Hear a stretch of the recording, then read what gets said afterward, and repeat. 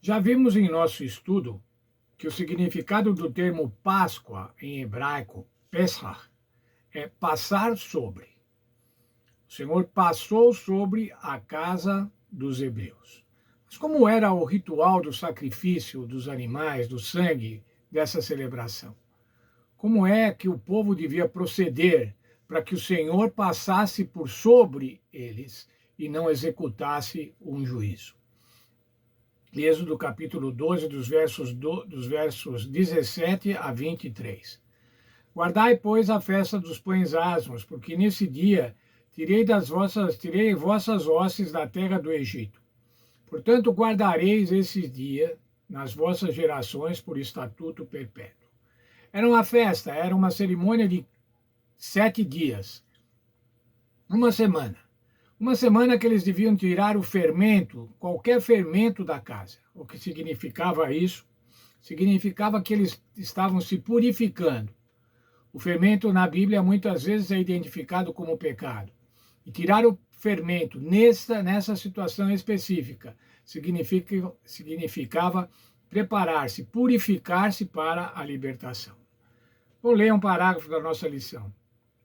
O fermento era utilizado na preparação dos diferentes tipos de massa.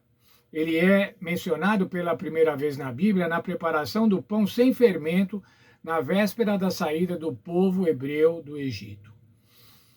O fermento também precisava ser removido das casas. Nesse contexto específico, o fermento simbolizava o pecado, portanto, não deveria ser usado durante a Páscoa, que durava uma semana. O pão sem fermento simboliza o Messias sem pecado, que venceu todas as tentações e entregou a sua vida por nós. Os ramos de isopo, que eram molhados no sangue, simbolizavam a graça purificadora de Jesus. O sangue molhado no isopo e agora transferido para o batente das portas significava o sangue redentor do Senhor Jesus Cristo e a graça redentora. Em resumo, toda a celebração do Pêssar revelava a obra redentiva de Jesus. O sangue do animal sacrificado era um elemento central nessa celebração. Os participantes colocavam o sangue do cordeiro morto nos batentes das portas de suas casas. Dessa forma, demonstravam fé em Deus, crendo que ele os livraria do destino reservado àqueles que não estavam sob a proteção do sangue. Essa era uma expressão poderosa do Evangelho. Estar sobre o sangue de Cristo é o que o Evangelho diz. Fiquemos sob o sangue de Cristo, protegidos pela graça e pelo sangue de Cristo.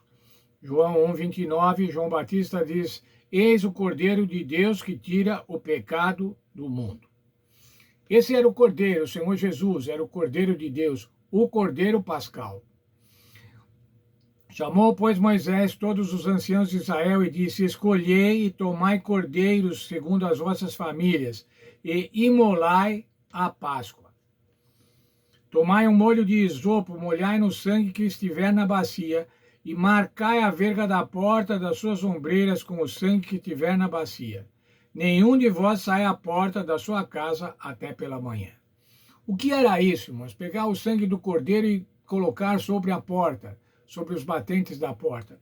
Era uma demonstração da fé em Deus. Era a confiança na palavra de Moisés. Era confiar de que Moisés era o profeta, estava falando em nome de Deus.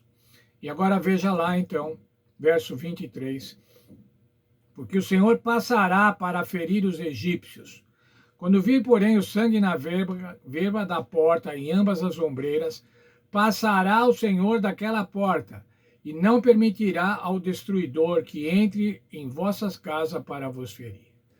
O que vai ser, quando ver o sangue colocado no batente das portas, o Senhor passaria por sobre, isso é, não entraria com o destruidor para matar o primogênito. Veja, irmãos, era uma coisa terrível. E a Páscoa agora, o sangue colocado na porta, estava mostrando que lá vivia o povo de Deus e, portanto, não devia ser destruído.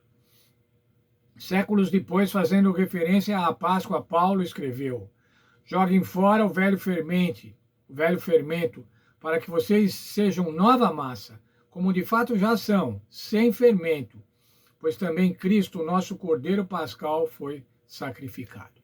O Senhor Jesus Cristo é o Cordeiro Pascal, Cordeiro Pascal antítipo.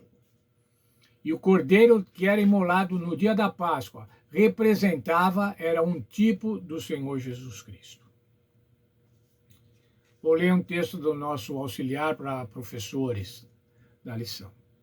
Jesus Cristo é o Cordeiro Pascal, conforme João 1,29.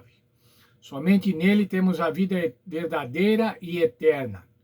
Essa vida foi garantida na cruz. A celebração da Páscoa levou Jesus a instituir uma nova cerimônia para os seus seguidores. Veja, o Senhor Jesus substituiu agora a cerimônia da Páscoa por uma nova cerimônia. Na última ceia, ele compartilhou o cordeiro com os discípulos, simbolizando a si mesmo. Com isso, Jesus redirecionou o foco dos discípulos para uma nova comemoração que nos lembra constantemente do evento mais importante da história da Terra e de todo o universo, o sacrifício do Senhor Jesus Cristo. O sacrifício final na cruz em nosso favor. Celebramos essa comunhão durante a ceia do Senhor, quando nos lembramos da sua vida e morte por nós. Essa reformulação da Páscoa do Cordeiro Sacrificial para o Cordeiro Vivo Jesus Cristo é uma lição profunda. Precisa ser recordada com intensidade na comunhão e na aceitação diária da morte substitutiva de Cristo por toda a humanidade.